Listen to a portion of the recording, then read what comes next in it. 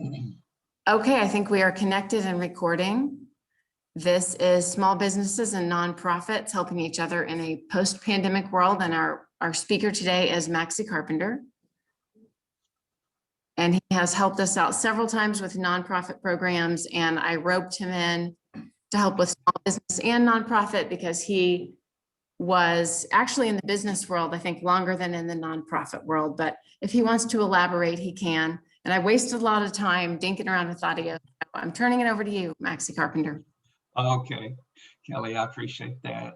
Gosh, it's great to see y'all. I see Valerie up there hiding out again. Valerie, you got to give me permission to use your picture, okay? You have to. She's sitting there nodding her head. She ain't gonna do it. Okay. And Jen, great to see you. Okay. And Kelly and Cohen, and as others admit, if they do, we'll let them in as well. But thank y'all so much for devoting the time to this for about the next 45 minutes or so. To kind of segue off of what Kelly just gave as an intro, I was in the retail business for just under 30 years. But I'm slowly catching up to being in the nonprofit sector for that same amount of time, I think. I did several things after I left Walmart. I left there as Senior Vice President of Talent Development and HR. And those skill sets have come in really, really handy in a lot of different ways. Teaching at John Brown University and at the Sam Walton College of Business at the U of A, and then working in education, founding the state's first charter school here in Rogers, which was an amazing experience. And then becoming engaged with the nonprofit community, being very, very compelled, probably more so than any other sector, by the nonprofit community. And for years, just to kind of set the stage, welcome, Liz. Just to kind of set the stage for what I'm going to share with you here for a while is back in 2008 to 2010, when the recession set in and really started impacting everyone. It really impacted the nonprofit sector, probably more so than most. And my view of that, at least at the time, was maybe I can convince the nonprofit sector to start thinking differently about their business of nonprofit. And I couldn't get anyone to listen to me, basically because of one big obstacle, which is still significant in the nonprofit culture today, and that is the resistance to change, what I call the RC factor.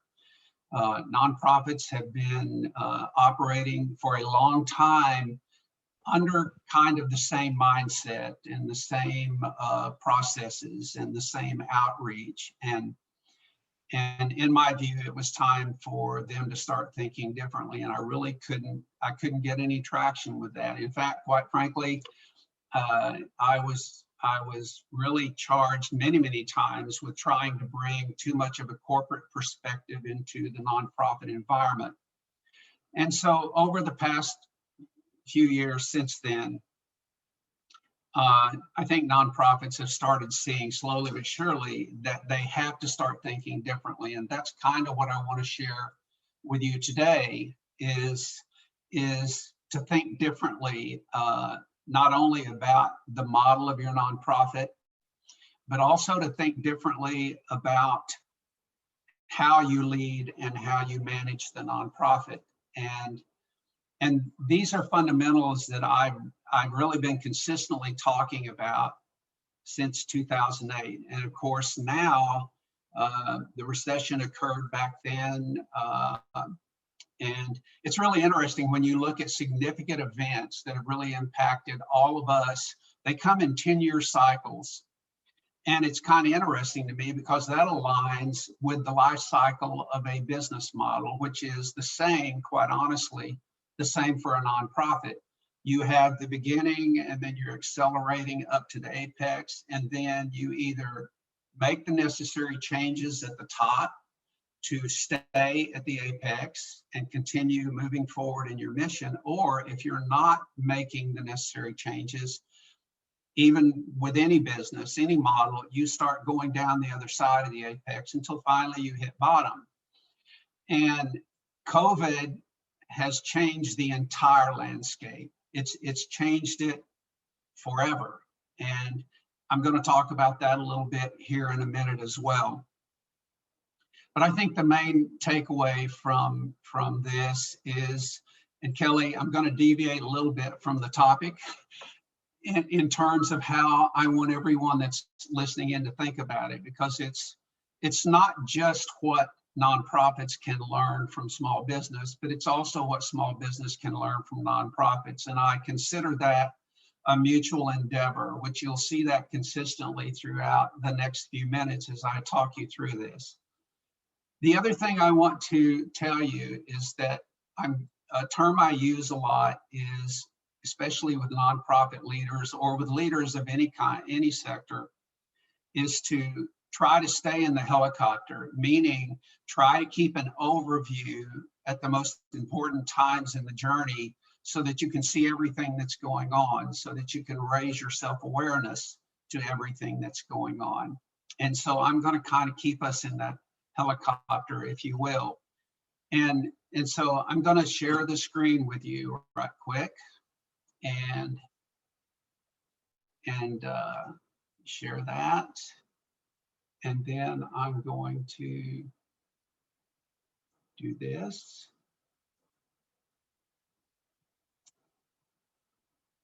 Okay, can everyone see the screen? Yes. Okay, that's awesome. I love it when this thing works like it's supposed to. Because I am slowly but surely, guys, I'm slowly but surely becoming a Zoom aficionado. And I just want you to know that I've worked very, very hard to do so. So I'm going on my other screen. I'm going to move you all right here to where I can see all of you. And so we look at this. How can nonprofits and small business help each other? And you know, that picture I chose specifically because it kind of reminds me of how I've always looked at helping people, because I grew up in a large family. I was the only boy and the oldest, and trust me, I was lifting my sisters up many, many times to get over that fence, to get over that hurdle. And so that picture really resonates with me. And then you can see the subtitle there is COVID is here to stay, are you? And so the first thing I want to share with you is this, because really the objective here today is to understand as much as we possibly can about how to think differently. And understanding to me equals, okay, I get it now. And my mentor was Sam Walton. I met him when I was 16 years old, and somehow he attached me to him. And I started working for him in retail about 6 or 7 years later, and that's another story for another day. But he was my mentor through my entire career, and he taught me 3 things that are really fundamental to the way I see both the nonprofit and for-profit sectors. Because I think the reason I was so compelled to go into the nonprofit sector was because I saw the need for that model to not only think differently, but to look differently as well, in terms of how are you going to move forward in accomplishing the mission. And these 3 things are just as applicable, and quite honestly, they're applicable in any sector. I talk often about the 4 sectors that I've worked in all of them, and for whatever reason, all 4 of these sectors have very, very high RC factors, or as I noted earlier, resistance to change. One is nonprofits, one is academia, two is the government, obviously, and then the fourth one is the church. I don't work with too many churches. I've always struggled with them because their RC factor is probably higher than anyone's. But my point is this: these are the three things that Sam taught me. Surround yourself with the best people you can find and encourage them to greatness. And there are a couple of you that are already on this webinar this morning that I want to thank y'all for taking the time, but they're individuals that I've worked with in the past. And so they will hear maybe some things that are a little bit familiar to them as we work through this, but so happy you all could join.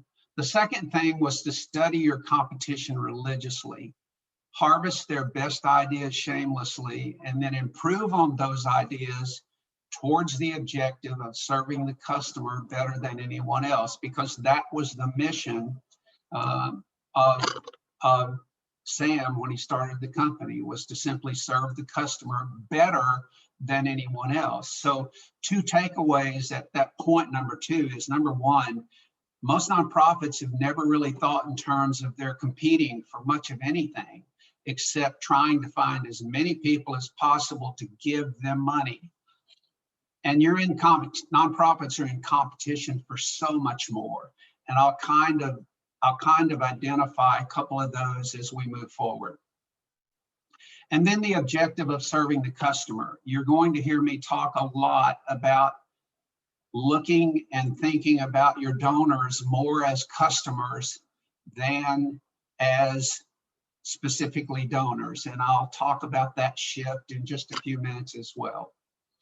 And then the third thing he really embedded in me. I mean, I remember when I decided that I needed to go to the front lines of the nonprofit world because I needed a proof of concept.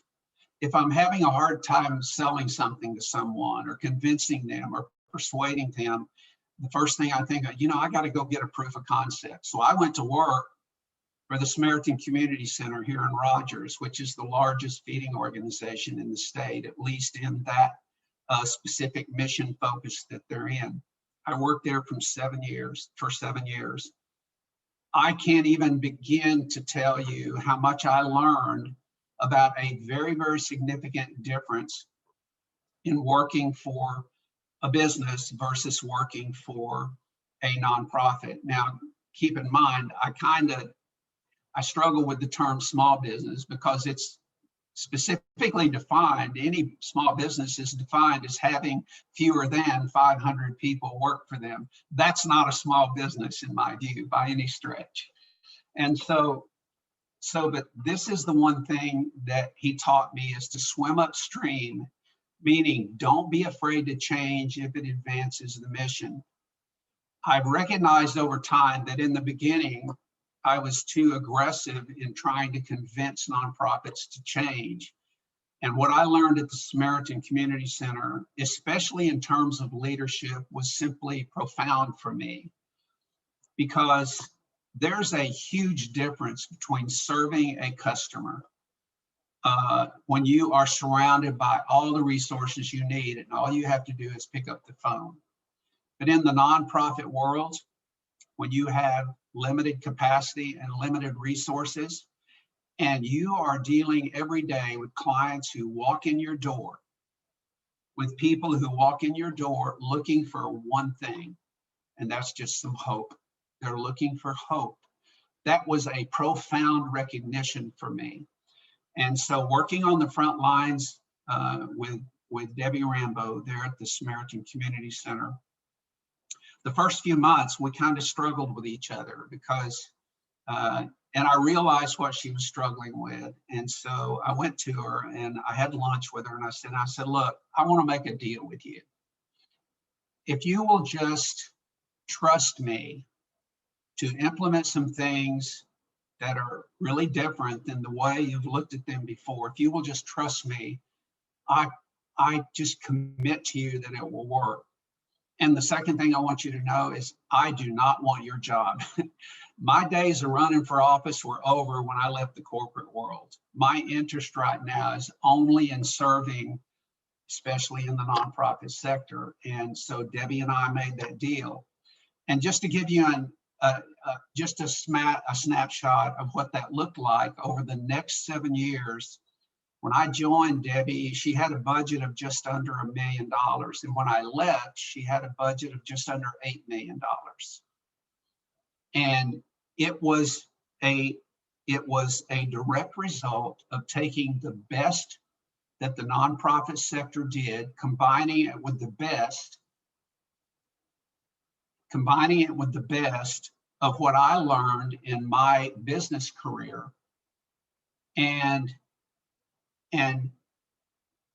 creating an impact beyond what anyone could have conceived.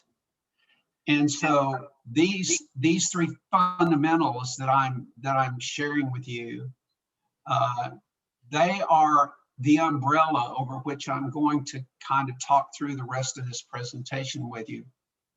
And Robin, I see you in there. Thank you so much. And then Rosalind, good to see you. Thank you for joining, and we will continue to forge ahead. Okay. Let's see. Let me get back to my.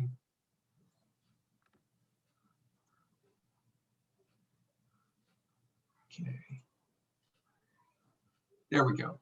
Okay. Can you all still see my PowerPoint? No, we cannot. We see you. Oh, what happened? Okay, I lost the share when I let Rosalind in. Wasn't your fault, Rosalind, it was mine. Okay, I'm still becoming an aficionado here. Can everyone see that now? Yes. Okay. Okay, let's go to the next one here.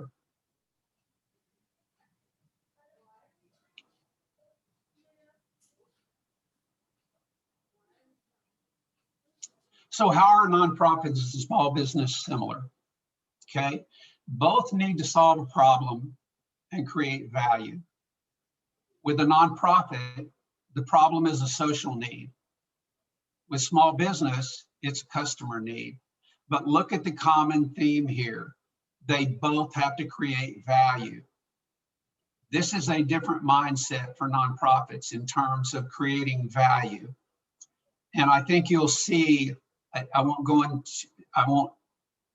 elaborate on that. Everyone, I'm sure, understands what that looks like, but you're going to see me build upon that as we work through the rest of this. Second, both must satisfy the objectives and needs of their various stakeholders. With nonprofit, it's the benefactors of their mission, their donors, and you see in parentheses, investors. You have to start thinking of donors as investors in the mission and the community at large. With small business, it's their customers, which are their investors, and the community at large. The third thing is that both nonprofit and for-profit organizations have limited resources, and goals must be met with those limited funds. Now, one thing I used to remind, and still do today when I'm working with, specifically with nonprofit boards and executive directors, I reminded people literally every week, keep in mind, we have limited capacity and resources. The worst thing we can do is extend ourselves beyond those. And the only way we can increase that capacity and increase those resources is to go get more. But we cannot overextend ourselves, because then what we do is we neutralize our efforts and we neutralize our outcomes, and we can't do that. The fourth characteristic is that both have boards, management, and different levels of staff which support the efficiency and effectiveness of the organization. You're going to see as I work through this, that's where I'm going to spend a lot of time. And then you see the fifth factor there. Both are significant to the country's economic impact. The one thing I want to impress on everyone here is it would really behoove all of you, if you're not, to become very, very familiar with data in terms of how your nonprofit influences the external environment. When I share this data with nonprofits, they're surprised because they don't typically look at this kind of data. But look at this. Nonprofits are 5.6% of the nation's gross domestic product. That is staggering when you think about it. And then small business is 50% of gross domestic product. Now I'm going to elaborate on this one for a minute because I think it's that important. Nonprofits employ 12.3 million people, folks. And look at that, payrolls that exceed those of most US industries, construction, transportation, and finance. In Arkansas alone, just in our state, nonprofits employ 9.3% of the state's workforce. There's a lot of other data here that is really, really important. And one of the reasons I emphasize data to you is this is how you tell a lot of your story to prospective investors and donors. They need to know the impact of what you're doing as a collective in the nonprofit sector. And look at small business, 50% of all jobs in the US, 1.5 million new jobs annually. That's 64% of all new jobs. But here's my favorite. Both are driven by a personal and entrepreneurial passion that continues to perpetuate itself. 50% of small businesses fail in the first 3 to 5 years and are replaced as fast as they fail, regardless of circumstances. That is solely based on entrepreneurial endeavor. Nonprofits fail at a rate of 30% within the first 3 to 5 years and are replaced faster than they fail, regardless of circumstances. Why? Because everyone, when they leave a previous life, has a passion to do what? To give back. And if you're, I guess the word I'll use, if you're unfortunate to have a point of reference with something like ALS or heart disease or cancer, which we're all touched at some point or another with our families, with our network, then our passion is even exacerbated even more. And that will never go away. But look at this fourth point. However, COVID is changing the trend for both and not in a positive way. And what I mean by that is what we'll see in the next couple of years is we'll see that replacement percentage start going down unless somebody up there figures this vaccination thing out. Then we're going to see this trend start going the other way. They won't be replaced as fast. And that distresses me. I've visited with 2 nonprofits in our area right here in Northwest Arkansas, which comprises, there's over 24,000 nonprofits in the state. And that combines all kinds of nonprofits, but mission-focused nonprofits, specific missions, service missions, are 9,000 of those. Guess where 3,000 of them reside? Right here in Northwest Arkansas in the 4-county area. That's a lot of nonprofits in a small compressed space. However, those nonprofits are doing much better overall than the nonprofits that are, say, east of Russellville, okay? Because those nonprofits are still, their RC factors are still very, very high. Both have been impacted by COVID in ways no one was expecting, and importantly, no one had planned for. Every similarity between both has been severely impacted in the same way, meaning that both are at risk for being displaced at a faster rate indefinitely. As a result, both are in competition for the same asset, and I told you I'd really focus on the leadership section of this. You're competing for the same asset, which is attracting, developing, and retaining the leadership necessary for growth and sustainability. Now, I could jump up on a soapbox and go into all of this about leadership because that's what I really love talking about, okay? But the days of horizontal training, in other words, just adding to people's toolboxes, those days are over. It's really time for changing the way we think in terms of just about everything, especially leadership development, because it has to be in terms of vertical development, meaning improving acumen, improving understanding of thought process, et cetera, et cetera. And again, I'm not going to do it. I told myself I wasn't going to do it. I'm not going to get into that. So all of that said, what can we learn from each other in order to survive and thrive?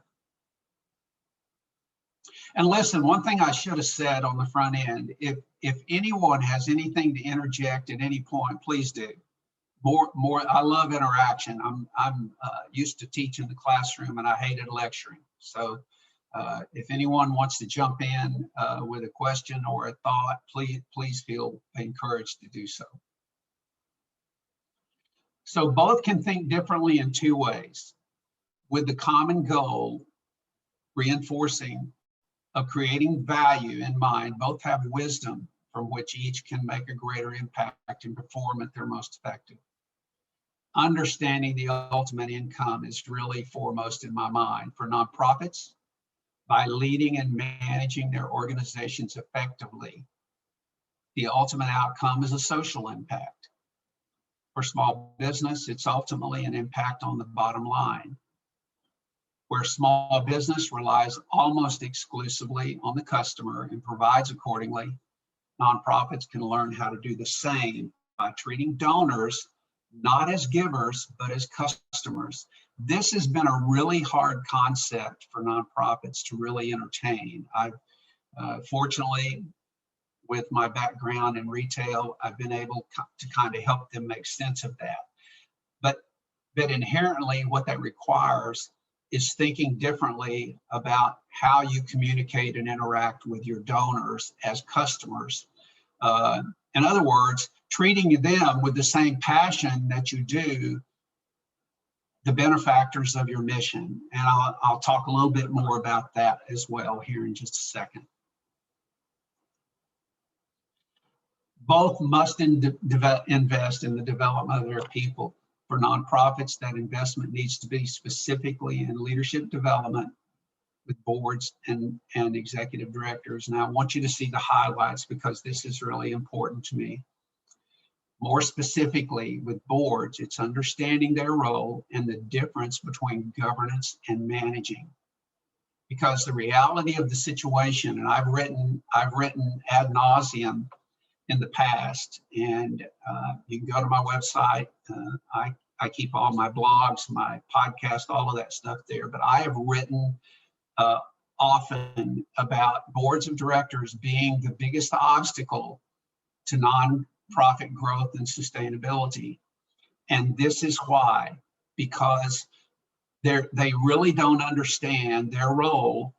And more importantly, they don't understand the difference between governance and management. And when you look at the context or the members of boards of directors, they're volunteers who come, typically, most of them from the marketplace.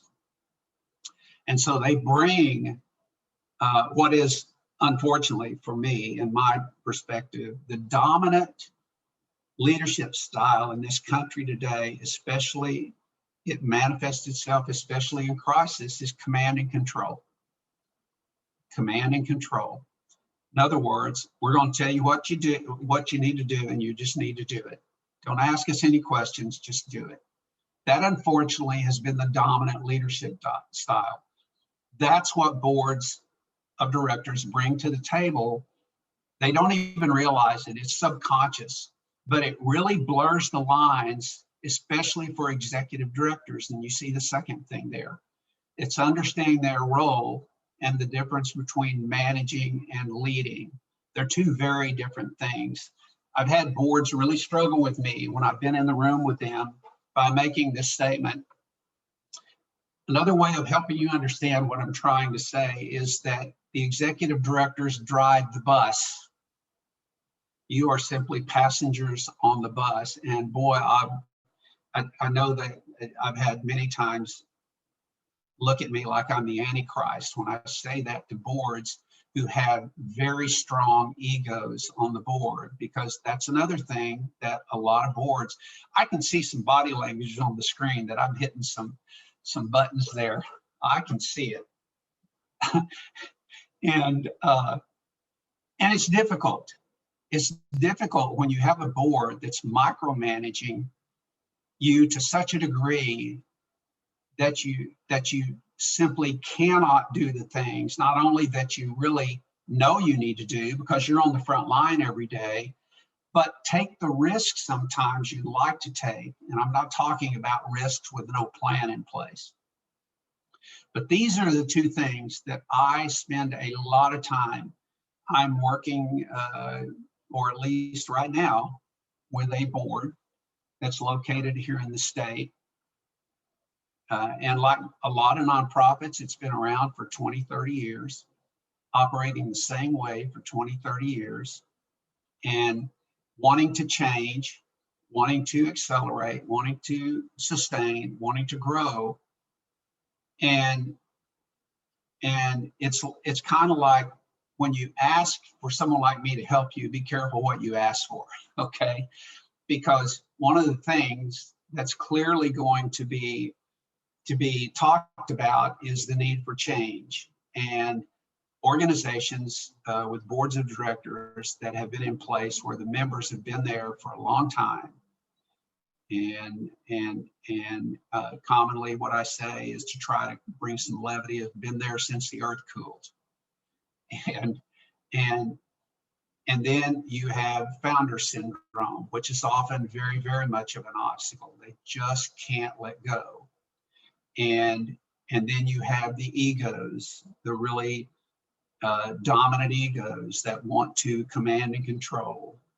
And so this is the big conundrum with boards of directors. And one of the things that I try to help these boards understand is that without the appropriate protocols in place, meaning the disciplines, a board governance and development manual, an updated set of bylaws, a financial statement, a conflict of interest statement, I can go on and on and on. Without these protocols in place, especially with the board in terms of consent agendas, in terms of how the board's constructed with the shifts in how that's taking place, fewer board members, streamlined committees, et cetera, that's really hard for groups that have been in place like boards for a long time to entertain.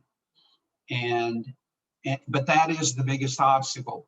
And then with the executive directors, I tell you what, I honestly think there are so many executive directors out there that have so much potential and so much capacity if they would just have their handcuffs removed. And part of that removal is very much understanding the difference between leading and managing. And when I've told executive directors in the past that they are the face of the organization, they give me that deer in the headlight look, because they really don't understand what that looks like. And part of that is helping them understand their role. And I'm not talking about just job responsibilities. I mean, that's one thing, but the other side of that is what does the face of that leader look like to all of the stakeholders that rely on that nonprofit for the mission they serve. And this is really one of the four ways in which both can benefit. Second, small business invest in technology, specifically in collecting, analyzing, and using data to make short and long-term decisions. In my previous life, you didn't make a move unless you had the data, the information. And I just shared a snapshot of that with you in the economic impact. 65% of nonprofits nationally have no strategic or adaptive plan in place, and they don't track outcomes. And more specifically with nonprofits, I want everyone to understand it's not about investing in technology. It's about learning how to use it. It's not an impactful investment if you don't know how to use it. And so I'm going to talk about that a little bit more when I get into the marketing piece. So bear with me. Both need to invest in relationships with how they acknowledge, interact with, and communicate with their respective key stakeholders. For nonprofits, as I mentioned, it's the donor. For small business, it's the customer. What both have in common is that how well you acknowledge, interact with, and communicate with the key stakeholder determines how much money they're willing to invest in you. And the link I want to make here before I go to the next piece is this. You heard me use the word adaptive plan because my view really runs counter. I'm swimming upstream against just the total concept of strategic planning because COVID has proved this. If you don't have the ability to pivot in real time, then you didn't have a plan in place. And adaptive planning encompasses strategic planning. Strategic planning has to do with, okay, what activities are you going to initiate to accomplish your objective? Adaptive planning is what am I going to do when something inside or outside happens that I wasn't expecting? And the reason I wasn't expecting it is because I wasn't doing an environmental scan on a regular basis. Nonprofit leaders typically don't think of looking at whatever resource they plug into to see what's happening out there on a regular basis. And right now, the one area that everybody better be paying attention to is legislative updates, changes to rules and regulations, protocols, taxes, the way you do your 990s. Trust me, better be paying attention to that because a lot of nonprofits, the number one reason most fail is fiscal mismanagement. It's because they're not staying up with all of those updates that are going on. And so as it relates also to the communication piece with the stakeholder, I'm going to talk about that again as I get into the marketing piece, which voila is the next one. Both invest in marketing, but in different ways. Small business invest in marketing products and services with a little thought given to a specific mission other than attracting more customers. Nonprofits invest in social media under the umbrella of a specific mission, but are not really adept at articulating their mission or outcomes within the construct of a marketing framework. Now, this is a really important differentiation for us to really give some thought to. And this is where I talked about the importance of not just investing in technology, but more so investing in how to use it. Because quite honestly, I'm sitting here coming to you via technology, but I got one computer and one screen, and I've got everything on a hard drive and everything else is in the cloud. And here's what I'll talk about also about a social media platform in just a second. For small business, web design providers need to only know how to present products and services to the target market. But for nonprofits, however, the challenge is how do you build a case for support via your social media platform? Web designers know very little about content and context. Hence, the message is vague and inconsistent, primarily because it's hidden behind a whole bunch of really great looking graphics. And this is my main observation when I talk to nonprofits is, gosh, there's so much money being spent out there on web design when it's not about the web design as much as it is about what I call the case for support. So what does that mean in relation to a social media platform? if you were to go online and just punch my name in, you're gonna see LinkedIn, you're gonna see Facebook, you're gonna see Instagram, you're gonna see Pinterest. But when you go to each one of those platforms, you're gonna see the same picture. You're gonna see my picture, you're gonna see my mission. And my point is, everything's connected to everything. And my case for support is I have some skill sets that I can serve you with. That's simply my case for support. As it relates to a nonprofit, a case for support is not only important in how you present that case on your social media platform, beginning with your website, but it's also how you make your case for support to your donors in terms of how are you going to raise money, because there are so many things about raising money that have changed in the nonprofit sector. For instance, annual events, the ROI on annual events is going south faster than a comet. And obviously you can understand how COVID has really impacted that. I mean, we're here today because I couldn't do what I did a couple of years ago for Kelly, which is have a session over at the library and invite participants to join there as well as online. And so COVID's changed everything. And so I'm talking to nonprofits about virtual events, but not just virtual events in the short term, but virtual events long-term over, say, an 18-month length of a capital campaign. It looks a lot different when you think of it in those terms. And the attention to detail it takes to pull something like that off in this new virtual world that we're all in as a result of COVID.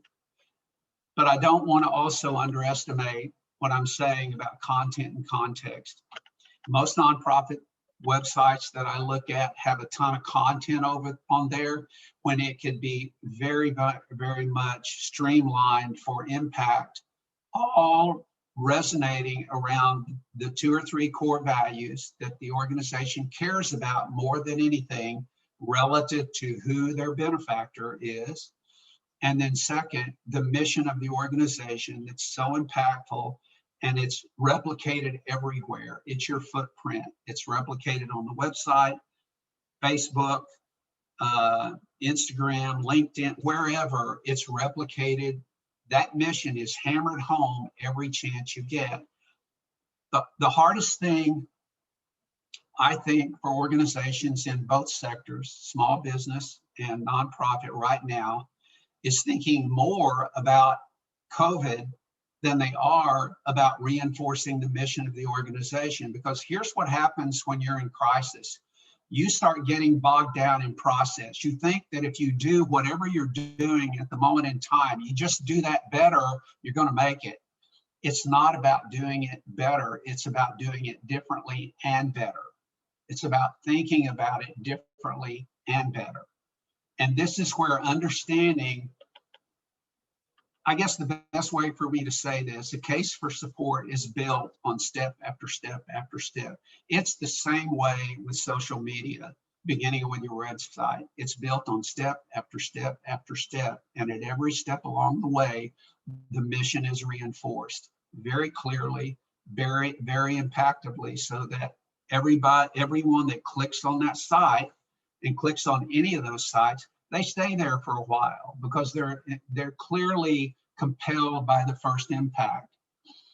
One of the things that, if you do decide to really, and I'm unfortunately, or fortunately, whatever, I'm a closet IT geek, so I love building websites. I love doing that stuff. But one thing I found out real quick is what they call bounce rate, which is how many people click once on your site and then immediately leave because there's nothing on that front page that really compels them. That's really, really a difficult thing to pull off, even for businesses. It's even harder for nonprofits. And so this is kind of the message I'm trying to deliver here as it relates to this fourth way you can mutually benefit.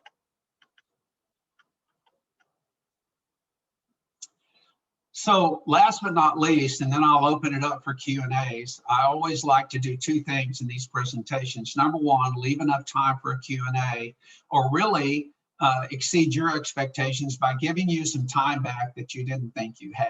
I love doing that. So finally, what I want to say is it's really about a mindset. I had someone a couple of days ago that I was visiting with ask me, what are you really trying to accomplish with everything you're doing? And I said, I'm really trying to change mindsets. I'm trying to change the way we think about what we're doing. I'm trying to change the way we think about how we're doing it. But more importantly, I'm trying to think about how to do whatever I come up with better.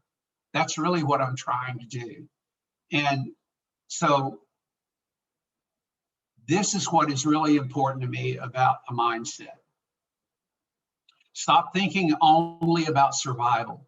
And that's what a lot of organizations are doing, both profit and for-profit. And just as a point of reference, there are a couple of nonprofits here in Northwest Arkansas that I've been interacting with for a long time. And I sat down with both of those here a couple of months ago, and at their request, and help them walk through how to dissolve their nonprofit. And when I say I've been working with them, I've been encouraging them, I've been giving them guidance, but I've also been telling them, you need to start thinking, you need to start really thinking about whether the niche you've chosen to be in is that unique. In other words, in these two cases, what they were offering to the community here in Northwest Arkansas, I can name 5 other nonprofits that were doing what they were doing it, and they were doing it differently, and they were doing it better. But these were 2 organizations that had been around for a really long time, and nobody really wanted to let go. Now, for an executive director, that's really a tough thing, because we take those things personally. You're looking at a guy who made the decision to dissolve what was at the time called the State's Nonprofit Association, the Arkansas Coalition for Excellence. It used to be named and then changed to the Arkansas Nonprofit Alliance. And I was the board chair, and I made the decision to dissolve that organization because there wasn't anything that we were doing at the time that couldn't be replicated 10 times over with different organizations in the state. And oh my gosh, I was really the Antichrist then. But the problem was the decision had to be made because I couldn't convince enough people to think differently and re-engage differently. So we need to stop thinking only about survival and start thinking about moving forward. Stop thinking only about limited capacity and resources. Start thinking about going after whatever we need in whatever way that makes sense to move forward. Stop thinking only about short-term solutions and start thinking about being able to pivot in real time towards long-term objectives.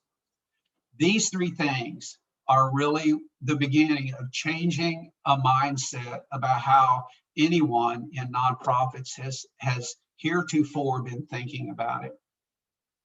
And with all of that being said, I'm going to thank you for participating. You can stick a fork in me. I'm done. And so I'm going to stop sharing, and I will entertain. Let me get my full view up here.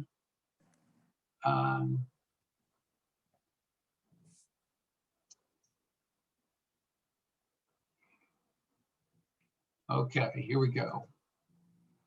So I'm open to any questions that anyone might have. I don't necessarily have a question, but I was thinking, and I'll type this in the chat too. Your statement about stop thinking about survival and start thinking about moving forward applies everywhere. That could apply to my life yesterday when I was having all these work and life issues. If I would have had that yesterday, there would have been less stress and less worry and less complaining at other people in my realm, at my family, actually. But anyway, that is a great lesson for life, not just business and nonprofits. Boy, oh wow. See, you're hitting on a point of reference for me. I mean, Mm-hmm. I spend a lot of time with individuals in professional development, and what you just mentioned is what I hear more than anything right now. COVID has changed everything, both personally and professionally. And it's so easy to get bogged down in all of this negative that we are being tsunamied with. I mean, we're being fed like hummingbird with a fire hose with all of this negative. I can't handle a lot of negative.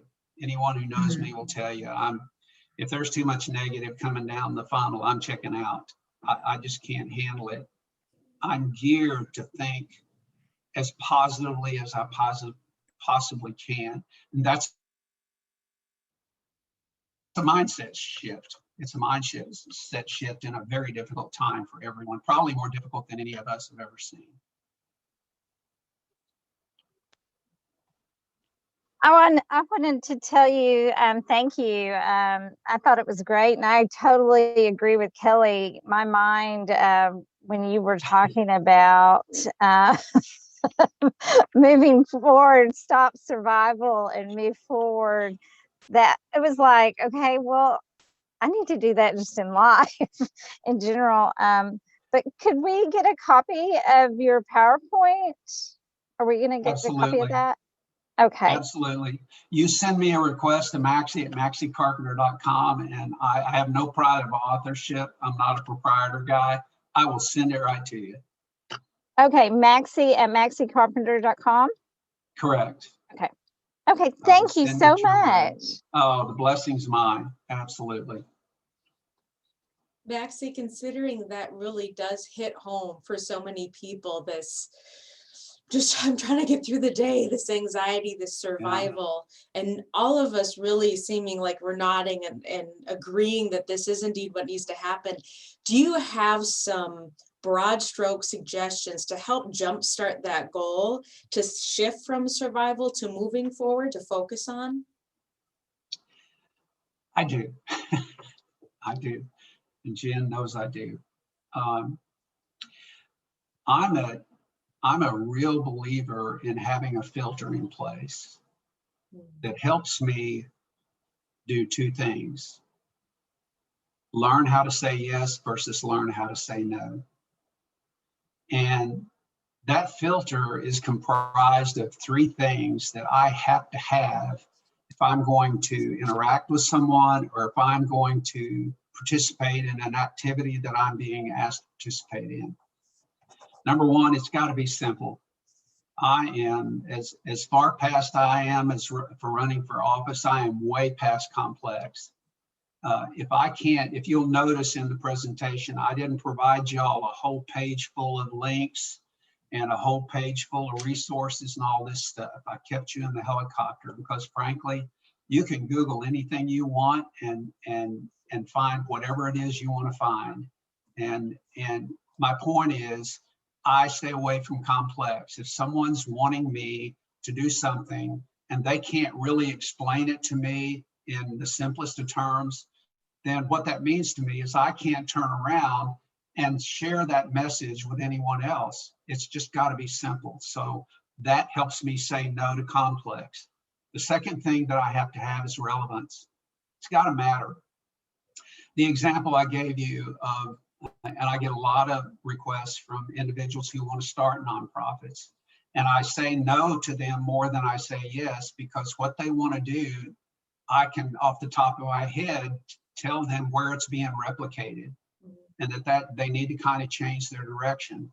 My point is, what someone is asking me to do, it's got to be relevant. It's got to make an impact. If it's not, I say no.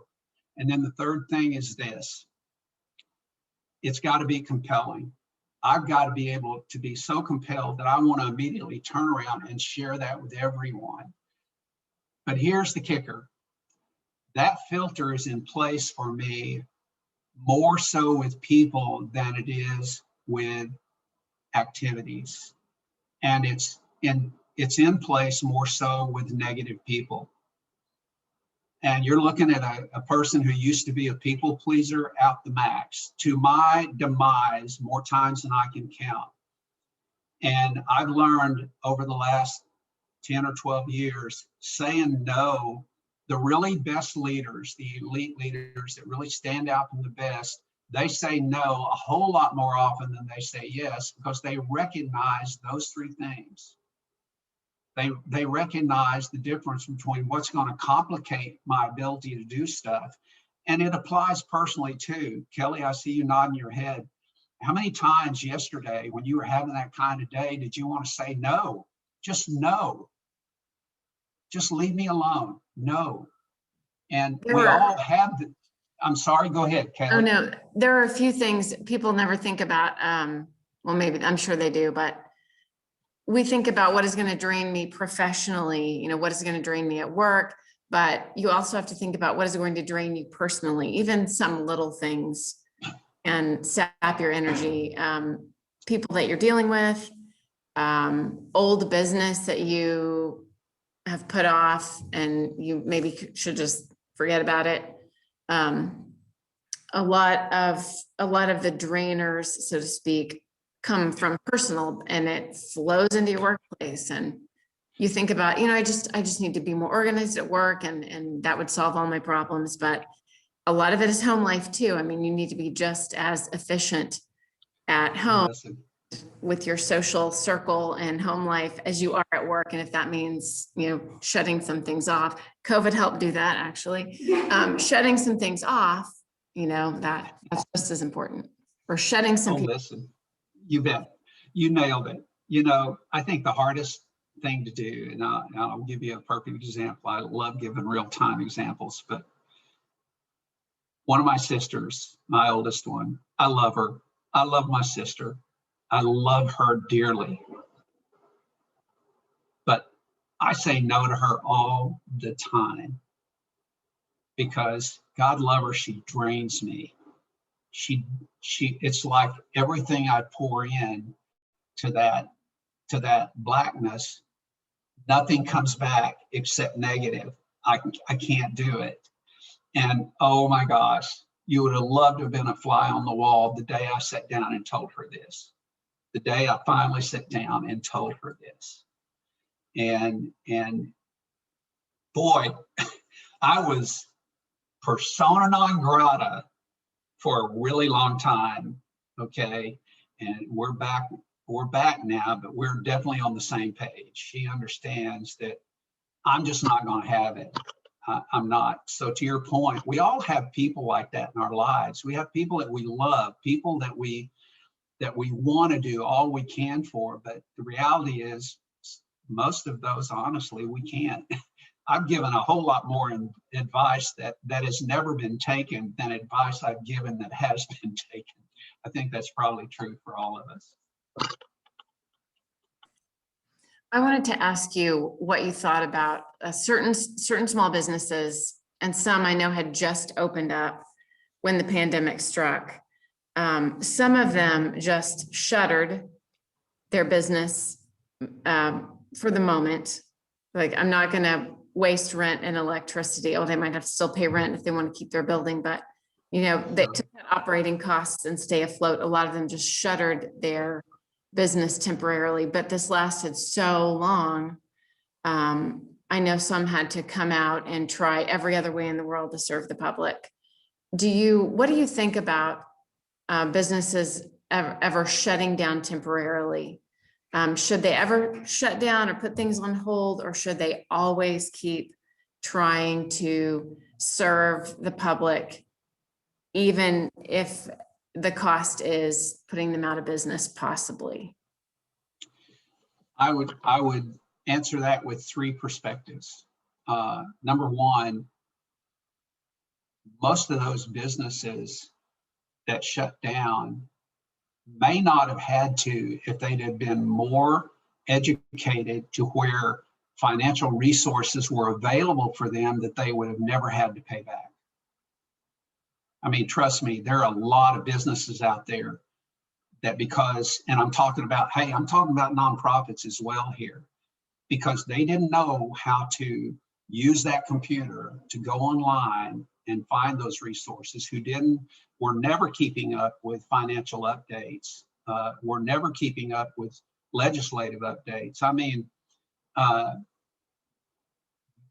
our government here in the state of Arkansas, particularly our local representative, he sent out updates on a weekly basis with the links to all of those resources. I talked to many nonprofits, and I do some work with small businesses as well.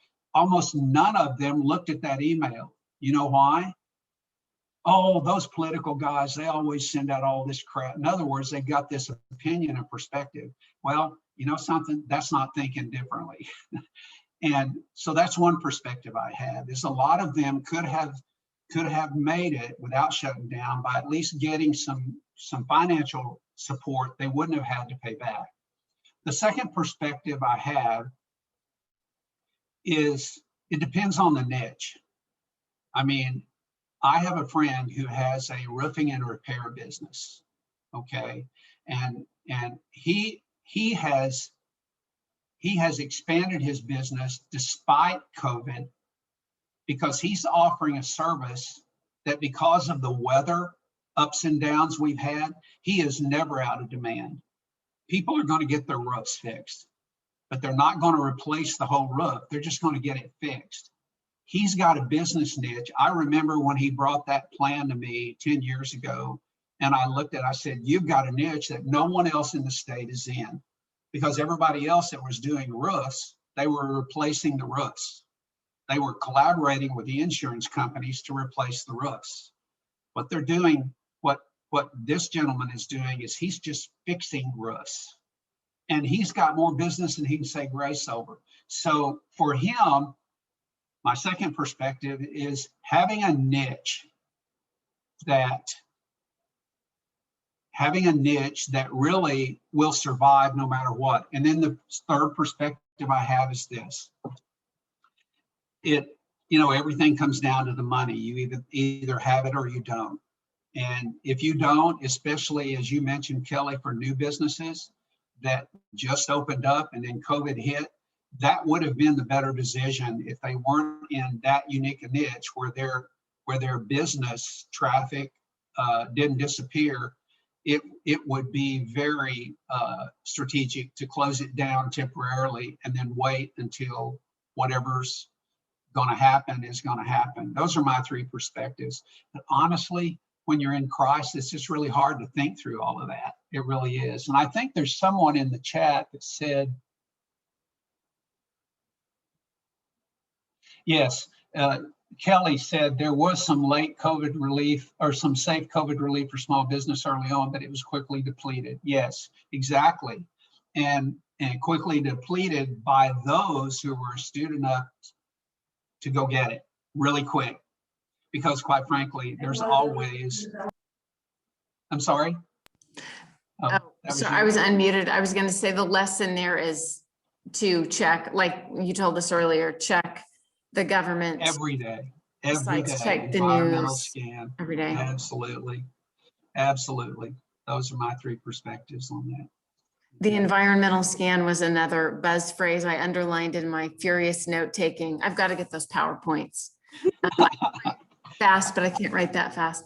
The environmental scan, I think that is something that a lot of nonprofits don't do just because they get so caught up in what's right in front of them. And small businesses, same. I mean, they have a better view because they do a lot of market research, but they get caught up in like, we're doing this, I need to do this week so I can move on to the thing I need to do next week. And they stop and look around and see what's happening. And I'm very guilty of just doing like focusing on the trees and not ever thinking how they impact the forest. So guilty as charged. I do the same. You know, it's like looking at sizes to try to determine what size you really need.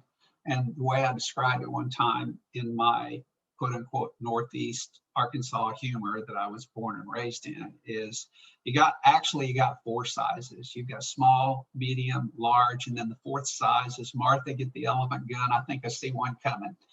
and just having that perspective to think further than just the sizes that are in front of you. And again, that goes back also to the planning thing. I mean, that number is still really distressing to me, that 65% of nonprofits don't have a plan in place of any kind. And when you're operating by your bootstraps, then COVID is a non-equator. You're not in a mutually exclusive club for being completely shut down overnight. And it's not a fun place to be, for sure.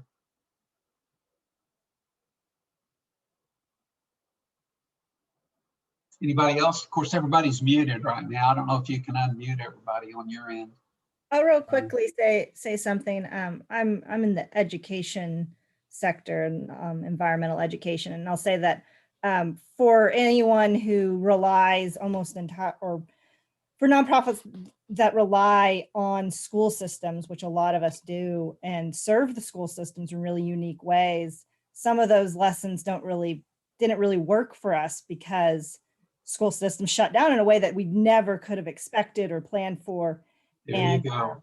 You know, a lot of us pivoted and did everything we could, but it hasn't proven to be monetarily equitable to turn everything into virtual and free. So we're still serving the community, but there's no way for us to glean financial or much financial. No, there's not. I mean, the educational sector is one that is probably in as big a disarray as I've ever seen. I mean, there are so many differing views and opinions, particularly based on your political bias, that no one can arrive at a point of compromise. And it's really tough on the kids. I mean, you see that young man, is he about 9 years old? He's 11. He's 11. My grandson. And then he decided that this was an interesting conversation. I'm turning 12 here. So, oh, there you go. like, My okay, grandson's. join us. Yes. Learn about small business. I No, we're not going to have a long conversation. I was born in the year 2000. Well, there you go. Oh my gosh, you were born in the year I left Walmart. Oh my gosh. Oh my gosh. Oh my gosh. That's a wake-up call for sure. Listen, someone also said in the chat here, nonprofits might have it, not have it because they are not selling anything. Well, I'm going to have to disagree with you.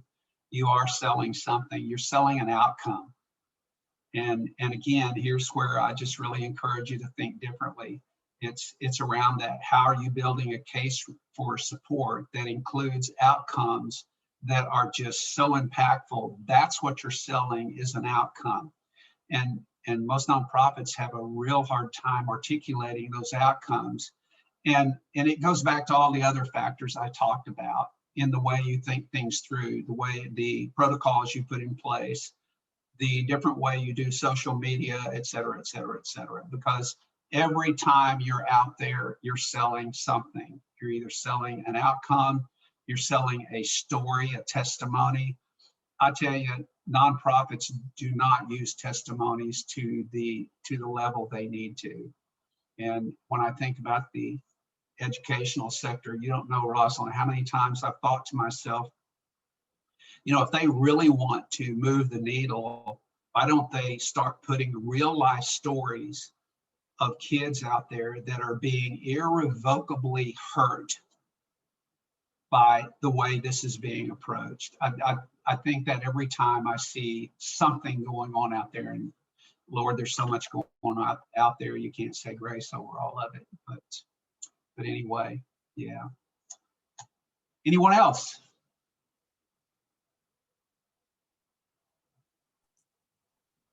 If there aren't any other questions, Maxie, I was going to tell you or ask you if you would just mail your PowerPoint to me, and then I will send it out. I have everybody's email who registered. That way I can Awesome. send it out if anybody wants to use it later. I'll send it out to you right after we get off the call. Fantastic. That sounds great. Okay. All right. Thank you so much for Hey, doing thanks. this. Oh, blessing is mine. Thanks for seeing all of you. Jen, you, Robin, thank you all so much for tuning in. And And hey, Kelly, till next time, whatever next time looks like, okay? Thank you. Yes, thank you so much. You betcha. Valerie, send me that picture. Bye, guys. Okay, bye-bye.